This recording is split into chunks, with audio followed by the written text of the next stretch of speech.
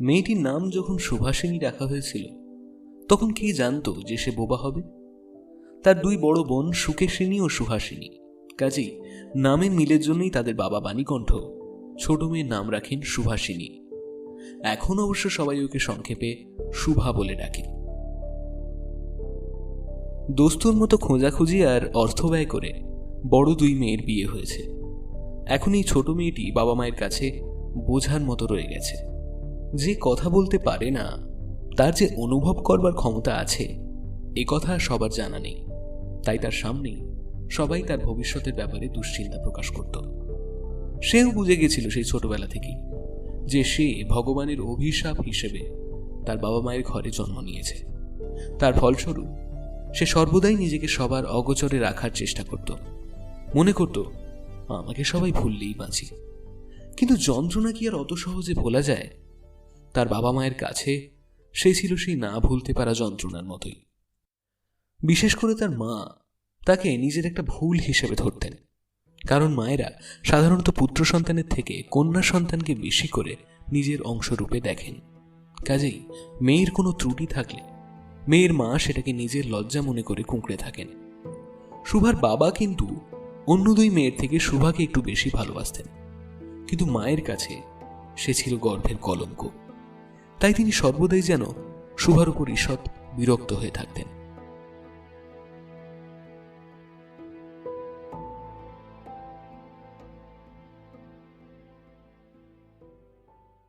চণ্ডীপুর গ্রামের পাশেই নদীটা, খুব বেশি দূর প্রসারিত না, ঠিক যেন গৃহস্থ ঘরের মেয়েটার মতোই কুলরক্ষা করে কাজ করে যায়। দুধারের গ্রামের সবার সাথেই যেন তার কোনো না কোনো সম্পর্ক আছে। নদীর দুধারেই লোকালয় আর ঝোপঝাড় গাছগাছালি ভরা উঁচু পাড়। বাণীকণ্ঠের বাড়ি এই নদীর একেবারে উপরেই। তার বাঁখাড়ির বেড়া, আটচালা, গোয়ালঘর, ঢেঁকিশালা, খড়ের গাদা, তেঁতুলতলা, আম, কাঁঠাল এবং কলার বাগান যে কোনো নৌকোযাত্রীরই চোখে পড়ে। এই সচ্ছল গার্হস্থ্যের মধ্যে বোবা মেয়েটাই বোধহয় একমাত্র কারো চোখে পড়ে না। তবে তাতে বিশেষ কোনো সমস্যা তার নেই। কাজকর্মের ফাঁকে সময় পেলেই সে এই নদী তীরে এসে বসে। নদীর জলের শব্দ, লোকজনের কোলাহল, মাঝির গান, পাখির ডাক, তরুর মর্মর সমস্তটা মিশে গেলে শুভা খুঁজে পায় তার ভাষা। এই তো তার চিরনিস্তব্ধ হৃদয়ের পাড়ে ঢেউয়ের শব্দ। আবার দুপুরবেলা যখন মাঝিরা বা জেলেরা খেতে যায়, গৃহস্থেরা ঘুমোয়, পাখিরা ডাকে না, ডিঙি নৌকো চলে না, তখন যেন শুভার নিজস্ব জগৎটা হঠাৎ থেমে গিয়ে ভয়ানক স্তব্ধ একটা মূর্তি ধারণ করে। তখন অন্তহীন মহাশূন্যের নিচে কেবল একটা বোবা প্রকৃতি আর একটা বোবা মেয়ে মুখোমুখি চুপ করে বসে থাকে। শুভার যে হাতে গোনা কয়েকজন ঘনিষ্ঠ বন্ধু নেই তা নয়।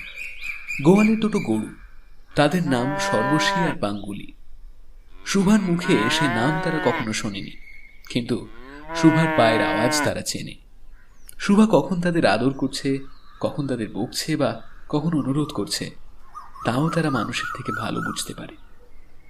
শুভা গোয়াল ঘরে ঢুকে দু হাতে সর্বশীর গলা জড়িয়ে ধরে তার কানের কাছে নিজের গাল ঘষতে থাকে, আর পাঙ্গুলি তখন তার দিকে একদৃষ্টে তাকিয়ে তার গা চাটে। শুভা দিনের মধ্যে 3 বার করে গোয়াল ঘরে যায়।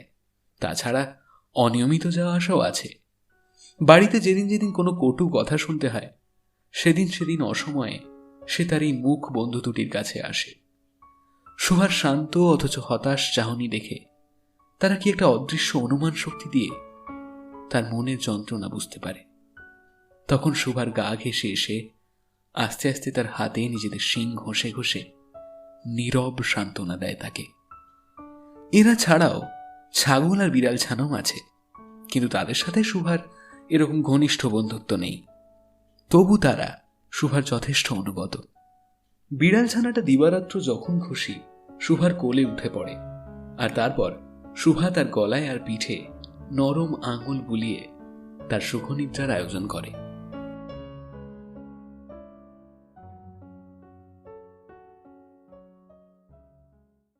উন্নত শ্রেণীর জীবের মধ্যে শুভার আরেকটা সঙ্গী জুটেছিল বটে, কিন্তু তার সাথে ওর সম্পর্ক যে কেমন তা বোঝা শক্ত। কারণ এই সঙ্গী কথা বলতে পারে, সুতরাং দুজনের ভাষা এক নয়। গোঁসাইদের বাড়ির ছোট ছেলে, নাম প্রতাপ। ছেলেটা নিতান্ত অকর্মণ্য। তার সাংসারিক উন্নতির আশা তার বাবা মা বহুকাল আগেই ছেড়ে দিয়েছেন।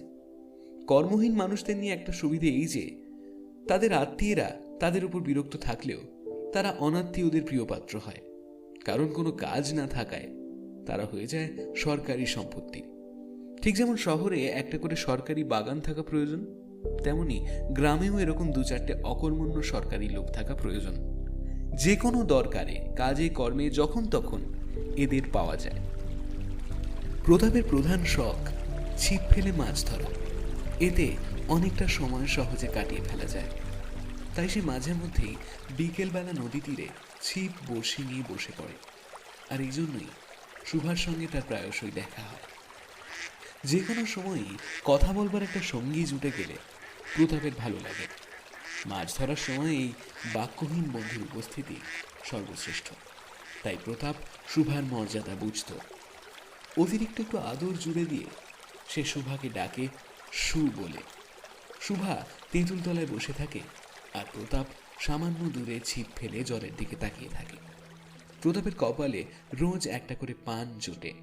সুভা নিজে হাতে সেই পান সেজে আনে। সে খুব করে চায় প্রতাপের একটা কোনো সাহায্য করতে, যাতে সে প্রমাণ করতে পারে যে এই জগৎ সংসারে সেও কম প্রয়োজনীয় কেউ নয়। কিন্তু কোনো সাহায্যই সে করতে পারে না। হঠাৎ হঠাৎ এমন কোনো অলৌকিক ঘটনা ঘটিয়ে ফেলতে চায় সে, যাতে প্রতাপ আশ্চর্য হয়ে বলে ওঠে, তাই তো, আমাদের সুবীর যে এত ক্ষমতা তা তো জানতুম না। ধরো সুভা যদি জলকুমারী হতো, আস্তে আস্তে জল থেকে উঠে একটা সাপের মাথার মণি রেখে যেত খাটে। প্রতাপ তার তুচ্ছ মাছ ধরা ফেলে সেই মানিক নিয়ে জলে ডুব দিয়ে পাতালে পৌঁছত। সেখানে যদি দেখত রূপালী অট্টালিকায় সোনালী পালঙ্কে ও কে বসে আছে, আমাদের বাণীকণ্ঠের মেয়ে সু। আমাদের সু, এই মণিমাণিক্য ভরা নিস্তব্ধ পাতালপুরীর একমাত্র রাজকন্যা। আচ্ছা, এমন কি হতে পারে না? এ কি সত্যি এত অসম্ভব? আসলে কিছুই অসম্ভব না, কিন্তু তবু সুভা প্রজাবিহীন পাতালপুরীর রাজবংশের বদলে বাণীকণ্ঠের ঘরে এসে জন্মেছে। আর এতে গোসাইদের ছেলে প্রতাপকে আশ্চর্য করা যায় না।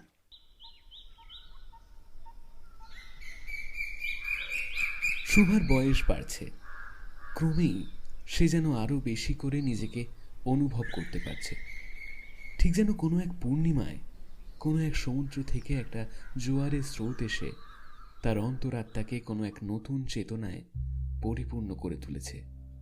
সে নিজেকে নিজে ভাবছে, দেখছে, প্রশ্ন করছে, কিন্তু উত্তর পাচ্ছে না।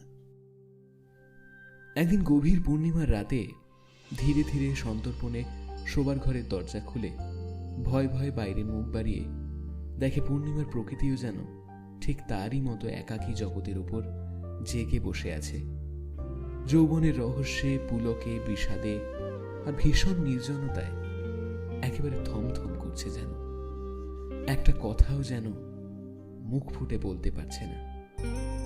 এই নিস্তব্ধ অথচ ব্যাকুল প্রকৃতির তীরে একলা হয়ে দাঁড়িয়ে থাকে সে। এদিকে কন্যাদায়গ্রস্ত বাবা মা খুবই চিন্তিত। লোকেও নিন্দেমন্দ করা আরম্ভ করেছে, এমনকি তাদের একঘরেও করে দেওয়া হতে পারে। বাণীকণ্ঠের অবস্থা ভালো, দুবেলাই মাছে ভাতে দিন কাটে, তাই যথারীতি শত্রুরও অভাব নেই। যা হোক, স্বামী স্ত্রীর বিস্তর পরামর্শ শেষে বাণীকণ্ঠ কিছুদিনের মতো বিদেশে চলে গেল। অবশেষে ফিরে এসে বলল কলকাতায় যেতে হবে। বিদেশ যাত্রার উদ্যোগ শুরু হলো। ঠিক কুয়াশায় ঢাকা সকালের মতো সুভার গোটা হৃদয় অশ্রু বাষ্পে ভরে উঠল। একটা কোনো আশঙ্কায় সেই কিছুদিন থেকেই নির্বাক জন্তুর মতো তার বাবা মায়ের সঙ্গে সঙ্গে ঘুরে ঘুরে বেড়াত। ডাগর ডাগর চোখ মেলে তাদের মুখের দিকে চেয়ে কি একটা বোঝার চেষ্টা করত, কিন্তু তারা কিছুই বুঝিয়ে বলতেন না। এর মধ্যেই একদিন বিকেলবেলা জলে ছিপ ফেলে প্রতাপ হেসে বলল, কিরে সু, তোর নাকি বর পাওয়া গেছে? তুই বিয়ে করতে যাচ্ছিস? দেখিস আমাদের ভুলে যাস নে। বলে আবার ছিপের দিকে মন দিল। তীরবিদ্ধ হরিণ যেমন শিকারের দিকে তাকায়, নীরবে বলতে থাকে, আমি তোমার কাছে কি দোষ করেছিলাম? শুভা ঠিক তেমন করেই প্রতাপের দিকে তাকালো। সেদিন গাছতলায় আর বসল না সে। বাণীকণ্ঠ ঘুম থেকে উঠে শোবার ঘরে বসে তামাক খাচ্ছিলেন। শুভা তার পায়ের কাছে বসে তার মুখের দিকে তাকিয়ে কাঁদতে লাগলো। অবশেষে তাকে সান্ত্বনা দিতে গিয়ে বাণীকণ্ঠের শুকনো গালের উপর থেকে চোখের জল গড়িয়ে পড়ল। কাল কলকাতায় যাওয়ার দিন স্থির হয়েছে। শুভা গোয়াল ঘরে তার বাল্যসখীদের কাছে বিদায় নিতে গেল। নিজের হাতে তাদের খাইয়ে গলা ধরে একবার দু চোখে যতটা সম্ভব কথা ধরে তাদের মুখের দিকে তাকালো। দু চোখের নিচ বেয়ে টপ টপ করে চোখের জল পড়তে লাগলো। সেদিন শুক্লা দ্বাদশীর রাত। শুভা শোবার ঘর থেকে বেরিয়ে তার সেই চিরপরিচিত নদী তীরে এসে ঘাসের ওপর লুটিয়ে পড়ল। যেন পৃথিবীকে, এই সুবিশাল বধির প্রকৃতিকে দুহাত দিয়ে ধরে বলতে চায়, তুমি আমাকে যেতে দিও না মা, আমার মতো দুহাত দিয়ে তুমিও আমাকে ধরে রাখো। কলকাতার ভাড়া বাড়িতে মা একদিন শুভাকে খুব করে সাজিয়ে দিলেন। টেনে চুল বেঁধে খোপায় জরির ফিতে দিয়ে গয়নায় আচ্ছন্ন করে তার স্বাভাবিক সৌন্দর্য যতটা সম্ভব লুকিয়ে ফেললেন। শুভার দু চোখ বেয়ে জল পড়ছে। পাছে চোখ ফুলে খারাপ দেখতে লাগে তাই তার মা তাকে বিস্তর বকাবকি করলেন, কিন্তু চোখের জল বকুনি মানল না। বান্ধব সহকারে বর নিজে পাত্রী দেখতে এলেন। পাত্রীর বাবা মা বেজায় চিন্তিত, শঙ্কিত, শশব্যস্ত, ঠিক যেন দেবতার স্বয়ং তার বলির পশু বেছে নিতে এসেছেন। মা আড়াল থেকে বিস্তর তর্জন গর্জন শাসন করে মেয়ের চোখের জল দ্বিগুণ বাড়িয়ে পরীক্ষকের সামনে পাঠালেন। পরীক্ষক অনেক পর্যবেক্ষণ করে বললেন, মন্দ নয়। বিশেষ করে মেয়ের কান্না দেখে বুঝলেন এর হৃদয়ে একটা আছে, এবং হিসেব করে দেখলেন সে হৃদয়ে আজ বাদে কাল তারই ব্যবহারে লাগবে। ঝিনুকের মুক্তোর মতো মেয়ের চোখের জল শুধুই তার দাম বাড়িয়ে দিল। তার হয়ে আর কোনো কথা বলল না। পাঁজি মিলিয়ে একটা খুব শুভ দিনে বিবাহ সম্পন্ন হলো। বোবা মেয়েকে অন্যের হাতে সঁপে দিয়ে বাবা মা দেশে ফিরে গেলেন। তাদের যা তার পরকাল দুটোই রক্ষা পেল। বর পশ্চিমে কাজ করে। বিয়ের কিছুদিনের মধ্যেই স্ত্রীকেও পশ্চিমে নিয়ে গেল। সপ্তাহখানেকের মধ্যেই সবাই বুঝল নতুন বউ বোবা। কেউ এটা বুঝল না যে তা ওর দোষ নয়, ও কাউকে প্রতারণা করেনি।